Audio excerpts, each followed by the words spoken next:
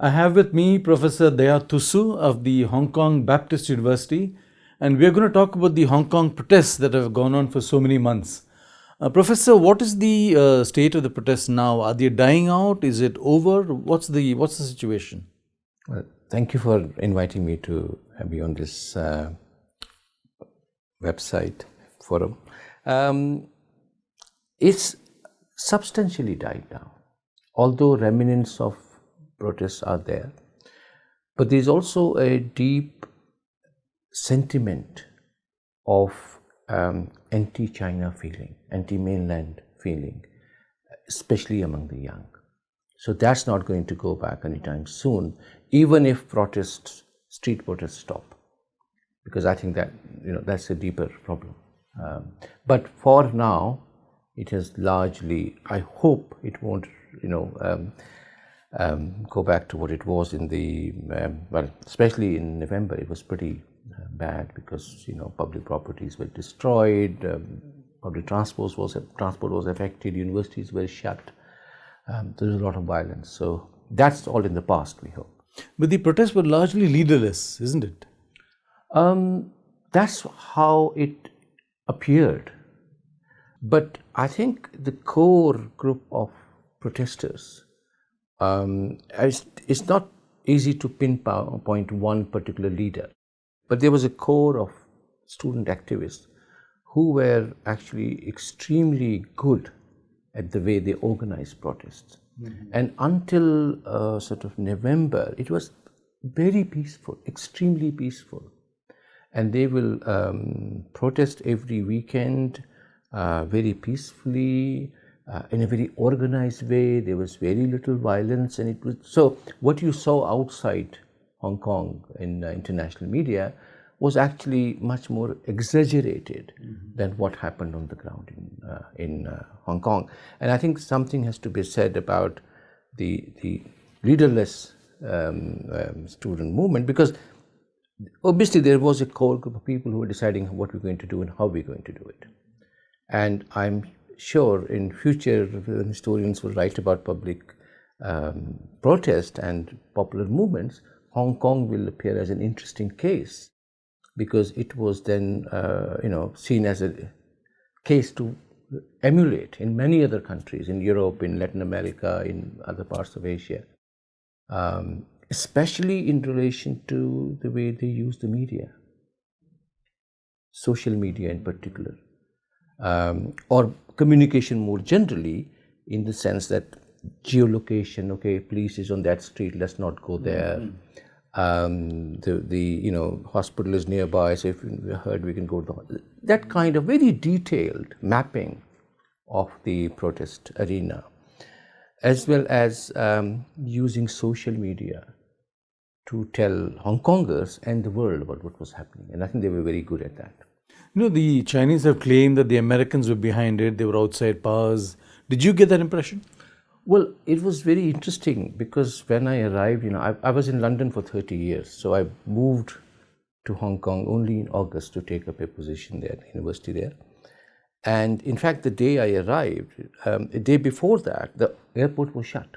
So when we took the flights from London, I wasn't sure whether I was going to, land there properly. Anyway, so I do international communication. I have a background in international relations. And as it happens, I'm writing a book on, I'm calling it The Changing Geopolitics of Global Communication. And in that book, I had nothing about Hong Kong. Hong Kong was not part of my project. But being there and seeing this unfold in front of my eyes, and being in a university where you deal with all kinds of nuances of a political movement. So I see it as a case of a broader geopolitical contestation between the United States and China. As you know, there's this trade war going on between the two biggest economies in the world, and Hong Kong became the first battleground, if you like, of the new Cold War. And therefore, you saw a huge and largely positive coverage of protests, even if they're doing things which were not very positive, like, burning public property. And Hong Kong is a very law-abiding place. So to see that happening, the train station being damaged, the shops being damaged, universities being damaged, they were still seen as freedom fighters and democrats, etc. And it got a disproportionately huge amount of coverage, especially in the Anglo-American media. And that also indicates a certain kind of geopolitical interest, which goes beyond the territory of Hong Kong. It was a case where they were using it as a kind of bargaining chip, as it were, against the Chinese. And that's what the Chinese media was saying and Chinese government was saying all the time. And there is some truth to that. As an outsider, not aligned to any of the two parties, I could see that. And also as a scholar who studies these things, it was very clear to me that there is something which is beyond the street protest, something else, which is the kind of politics of, or geopolitics of, these two major powers. Has Xi Jinping lost face because of this? Has he lost ground? Is he weaker?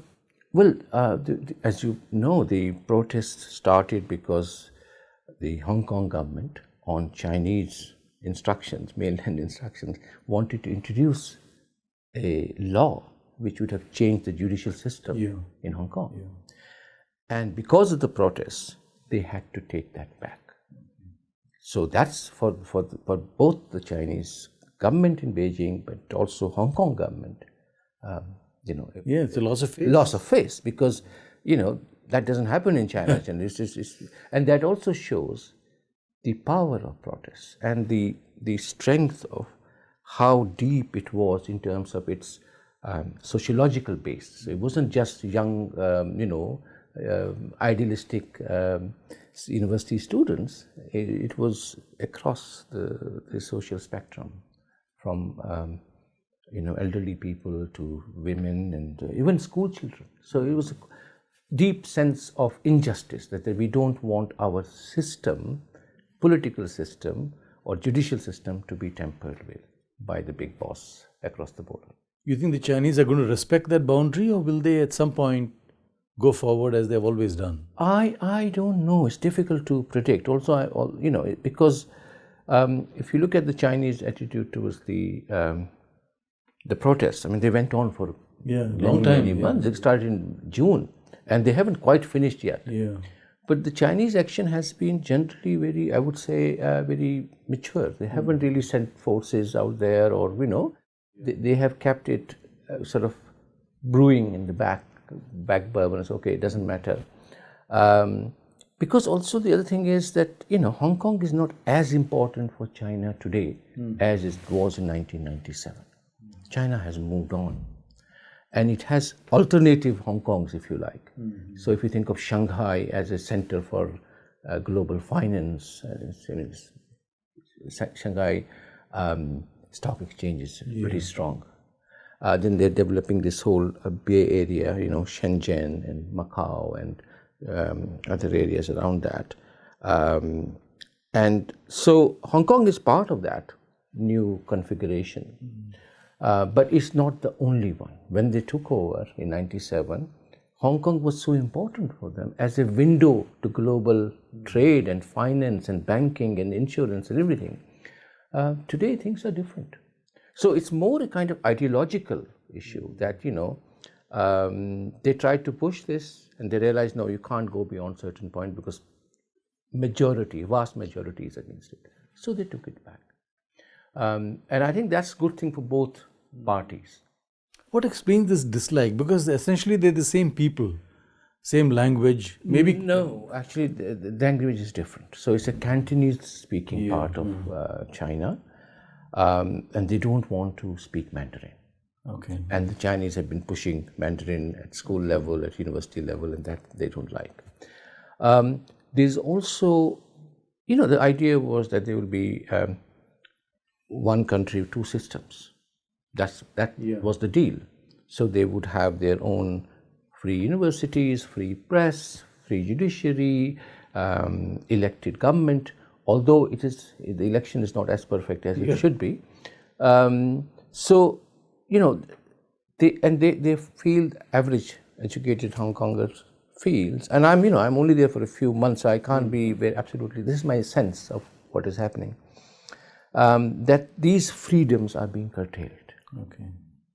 And they blame China for it. So there is an older rivalry, if you like, or dislike because of the, this idea they're imposing their language, their system, etc. on us. But also the worry that we're going to be swamped by these billion people. Mainlanders. It's a small place. Yeah. And it's also the case that many rich Chinese are buying up property. Okay. So the prices have gone up, shot up. And as you probably know, property is very, very expensive in Hong Kong because it's a very small island. So that is also a cause for resentment among young people, that they can't rent a place, even buying is just out of the question. And they blame the Chinese for that. At the same time, because of these protests, the economy has been badly affected because the Chinese tourists are not coming, or coming in much fewer numbers. They used to go there for shopping. It's a shopping's paradise, shopper's paradise. And so there is that aspect also. They do want Chinese people, mainlanders, to keep coming because they bring money and they spend money there. But not too much of it, because then it affects their housing and their everyday life. So what is the overall situation then? What do you think is going to happen in the course of the next few months? I think, as I was saying earlier, the worst is over. Okay. I think Chinese and the Americans are going to sign a trade deal. Okay. And once that is, signed and agreed, that is not easy, by the way. It's going to go, because the US election this year. Yeah. So it will continue for some more time. But I think this is my sense. I might be wrong, but my sense is the worst is over. Okay. And it's gradually getting back to normal. And I think Hong Kongers also realize that, they might be manipulated by whoever, outside powers for their own strategic or economic goals. So we have to be careful that, we got to live with these guys. So we cannot afford to antagonize them beyond a certain point. Professor Thussu, thank you very much. Not a Pleasure talking to you. Pleasure.